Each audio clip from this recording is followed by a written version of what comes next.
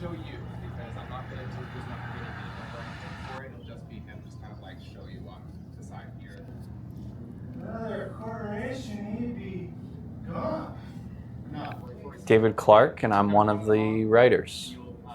I'm one of Jim Clarke's grandchildren. I've heard a lot of stories growing up. I spent a lot of time with him, so you know, he would tell us family stories, kind of funny anecdotes, this and that. When the book was first released, I was maybe in about grade 7, so I actually did a book report for my class. We all had to do book reports at the time, and I chose his book. I think it was around grade 6 or grade 7. So there's some pretty intense, difficult time for a youngster to deal with. yeah, I mean, I think the subject matter was definitely maybe a little bit mature, and maybe I didn't understand it as deeply as I do now. But maybe some of those elements went over my head a bit. But in terms of the subject matter, I think at the time and where I'm at now, I kind of appreciated more his journey and where he started and where he ended up, if that makes sense. Do you know what it was that helped him get there?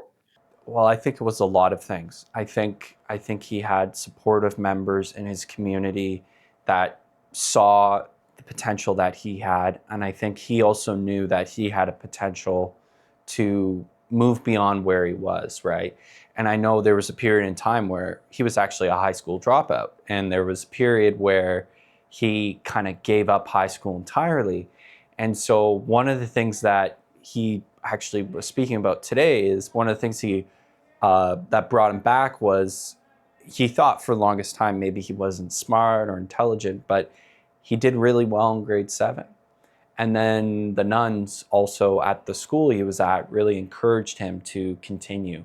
So they did a lot of I think they helped him out with a lot of extracurricular and things like that. So I think, you know, there's kind of when you hear a lot of stories of people, and a lot of people have been in similar situations where they start in a really rough place and they end up moving into, you know, a greater place or a place that's better. There's people along the way that see something and that guide that person towards that end point, or at least give them the hope and maybe the courage to continue along their path. You've been seeing some of the rehearsals. Your grandfather is here seeing some of the rehearsals. What's it like for him to see this? Yeah. You put this in a book. Yeah. It's public. Yeah. But to see it on stage is, I think, quite different. It's going to be different. And I mean, even adapting it from book to a stage play is different as well. They're different mediums, right? So you always have to adjust certain things and items and stuff like that, and make it kind of more dramatic, tie things together a bit more.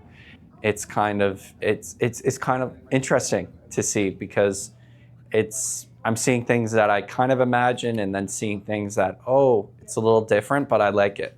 So how was the co-playwright experience? It's one thing to write a play on your own, and I mean, yes, you were adapting, and you're a great resource, but you are still working in concert with 2 other writers. Yeah, and to be honest, even 3 if I include my grandfather as well. So my grandfather, he wrote this book 10 years ago. He kind of got it all out on the page. And just because the material is very heavy, it wasn't the easiest upbringing, he doesn't really want to return to it. So what happened was he gave me the script. He said, why don't you just look at it? And I looked at it and I liked a lot of things about it, but there were other things I thought, could use some work, but we're heading in the right direction. And so I gave my feedback to my grandfather, and then he gave that to Ed, and then Ed said, why don't we have you as a script editor? And then from there, I helped Ed, and we all worked together in concert, and we developed it into I think we had 7 drafts. So it really developed over a period of time. Working with Ed, I worked primarily with Ed, not with, I think, Gerry. But working with Ed was great. Ed was very gracious. Our number one priority was, what's the best idea? How can we make this scene work? How can we get this character to work? So it was a very collaborative experience. And we would send emails constantly. And the one day he came to Guelph and we worked on the play for like 10 hours. And it was a good experience. Like I learned a lot. I've always written stuff, but this is like my first, maybe I would consider kind of more professional experience. So I felt like I was also getting trained by Ed too and learning a lot from him. So it was a really positive experience overall. What was the reaction when you found out that this book was going to be adapted for a play?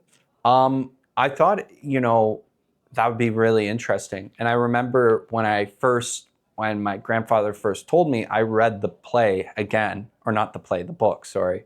And I kind of marked down each spot that I could think, oh, this is really good for a scene, or this is really good. I kind of made a bunch of notations and notes and things like that. So I always thought it would make a good play, even a good movie or a little like series.